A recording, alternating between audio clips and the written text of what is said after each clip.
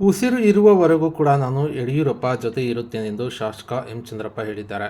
ಭರಮಸಾಗರದಲ್ಲಿ ಅವರು ಮಾತನಾಡಿದ್ದು, 30 ವರ್ಷಗಳ ಕಾಲ ಹಗಲು ರಾತ್ರಿ ಎನ್ನದೆ ನಿಮ್ಮ ಜೊತೆಗಿದ್ದೇನೆ. ನಿಮ್ಮ ಕಷ್ಟ ಸುಖದಲ್ಲಿ ಭಾಗವಹಿಸಿ ಸಹಕಾರ ಕೊಟ್ಟಿದ್ದೇನೆ.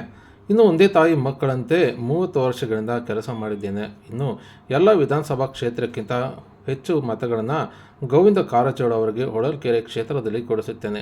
ಇನ್ನು ನನ್ನ ಮಗನಿಗೆ ಟಿಕೆಟ್ ಕೇಳಿದ್ದು ಆಗದಿದ್ದರೂ ಕೂಡ ಭೇದ ಭಾವ ಮಾಡದೆ ಕೆಲಸ ಮಾಡುತ್ತೇನೆ. ಇನ್ನು ಯಡಿಯೂರಪ್ಪ ಅವರ ಮಾತಿಗೆ 20 ವರ್ಷಗಳಿಂದ ಒಂದೇ ಒಂದು ಮಾತು ತಪ್ಪದೆ ಅವರ ಮಾತಿಗೆ ವಿರುದ್ಧವಾಗಿ ಇದ್ದವನು.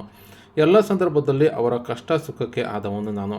ಇನ್ನು ಅವರು ಕಷ್ಟದಲ್ಲಿದ್ದಾಗ ಅವರ ಜೊತೆ ಹೋಗಬೇಡ ಎಂದು ಹಲವರು ಅಂದಿದ್ದರು. ಆದರೂ ಕೂಡ 6 ತಿಂಗಳ ಮುಂಚೆಯೇ ರಾಜೀನಾಮೆ ನೀಡಿ ಅವರ ಜೊತೆ ನಾನು ಹೋದವನು.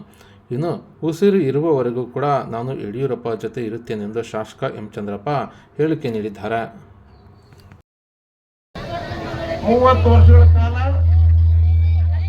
ಹಗಲು ರಾತ್ರಿ ಜೊತೆಗಿದ್ದು ನಿಮ್ಮ ಕಷ್ಟ ಸುಖದಲ್ಲಿ ಭಾಗವಹಿಸಿ ಎಲ್ಲ ರೀತಿಯ ಸಹಕಾರ ಕೊಟ್ಟಿರ್ತಕ್ಕಂಥವ್ರು. ಎಲ್ಲ ಚುನಾವಣೆಗಳಲ್ಲಿ ಕೊಟ್ಟ ಮಾತಿಗೆ ತಪ್ಪದಂತವರು. ನಾವು ನೀವು ವೋಟರ್ಸು, ನಾನು ಲೀಡರ್ಸ್ ಅಂತಲ್ಲ, ನಾವು ನೀವೆಲ್ಲರೂ ಕೂಡ ಒಂದು ತಾಯಿ ಮಕ್ಕಳ ರೀತಿಯಲ್ಲಿ 30 ವರ್ಷದಿಂದ ಕೆಲಸ ಮಾಡಿರ್ತಕ್ಕಂಥವ್ರು. ಆ ಕಾರಣದಿಂದ ಬಂದ್ರೆ ಎಲ್ಲ ವಿಧಾನಸಭಾ ಕ್ಷೇತ್ರಕ್ಕಿಂತ ಹೆಚ್ಚು ಮತಗಳ ಕಳೆದ ವರ್ಷ ಯಾವ ರೀತಿ 40,000 ಮತಗಳ ಅಂತರದಿಂದ ಗೆಲ್ಲಿಸಿದ್ವಿ, ಅದೇ ರೀತಿ ಈ ಸಾರಿನೂ ಕೂಡ ಲೋಕಸಭಾ ಅಭ್ಯರ್ಥಿಯಾಗಿರ್ತಕ್ಕಂಥ ಕಾರಜೋಳ ಅವರಿಗೆ ಮತವನ್ನು ಕೊಡ್ತಕ್ಕಂಥದ್ದು ನಮ್ಮೆಲ್ಲರ ಕೆಲಸ. ನಿಮ್ಮೆಲ್ಲರ ಆಸೆಯಿಂದ ನಾನು ಕೇಳಿದ್ದೆ. ಇವತ್ತು ಆ ಕೆಲಸ ನೆರವೇರಿಲ್ಲ.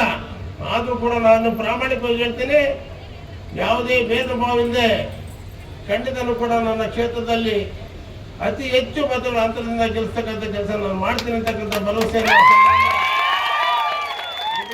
ನೀಡಿ, ನಾನು ಯಡಿಯೂರಪ್ಪನವ್ರ ಮಾತಿಗೆ ಸುಮಾರು 20 ವರ್ಷಗಳಿಂದ ಒಂದೇ ಒಂದು ಮಾತು ತಪ್ಪದಂತ ರೀತಿಯಲ್ಲಿ ನಾನು ನಡ್ಕೊಂಡಿರ್ತಕ್ಕಂಥವ್ರು. ಯಾವತ್ತೂ ಅವ್ರ ಮಾತಿಗೆ ವಿರುದ್ಧವಾಗಿ ನಡ್ಕೊಂಡಂಥವನ್ನಲ್ಲ. ಎಲ್ಲ ಸಂದರ್ಭದಲ್ಲಿ ಅವ್ರ ಕಷ್ಟ ಸುಖದಲ್ಲಿ ಆಗಿರ್ತಕ್ಕಂಥವ್ರು.